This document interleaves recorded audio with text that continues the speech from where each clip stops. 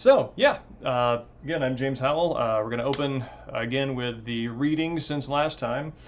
So I am so enamored with Pat Conroy's writing that jumping off of Prince of Tides, I'm going into the Lords of Discipline, which is about military school, in particular slanted toward his experiences as an undergraduate at the Citadel, which is a South Carolina military school that received the dubious distinction of handling its first female cadet very poorly, with a lot of kicking and screaming back in the mid-90s.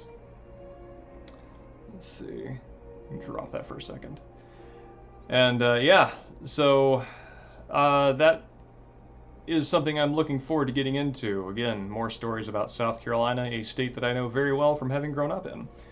Beyond that, there's also Ray Bradbury, Something Wicked This Way Comes, which you can kind of see there. This is an older hardback that features a rare author dust jacket photo of the man without his glasses.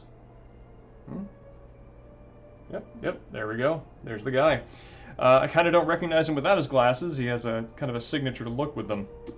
And this is, as expected, quite good. The prose is chopped and poetic, is imagistically rich, and requires a different kind of flow, cognitively to appreciate. Sometimes it requires a little bit of doubling back to pick up on the grammar, which is a quality I'm used to associating with poetry rather than prose. Certainly different than Pat Conroy's, who, Conroy writes in just this long, single, sustained breath of grammatical accuracy and consistency, and his images flow with that kind of momentum. So it's very strange going from that, something that's very silky and deliberate, to something that is deliberately chopped, like Bradbury.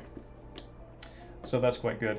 Also on deck, something that came this week, which I'm looking forward to, is The Night of the Girondists by Jacques Presseur, who is a Dutch Jew who survived the German occupation of the Netherlands. Sadly, his wife did not. And this is about a man who is basically trafficking people to Nazis under the impression that that will save him, and it of course does not. And so his turn, the part that I don't know about the book, is his turn of fate, what happens to him when he realizes this was not the wisest plan. Helping assholes. So yeah, and also watched this week, Kagemusha, which is a, let's see if we can bring that up there.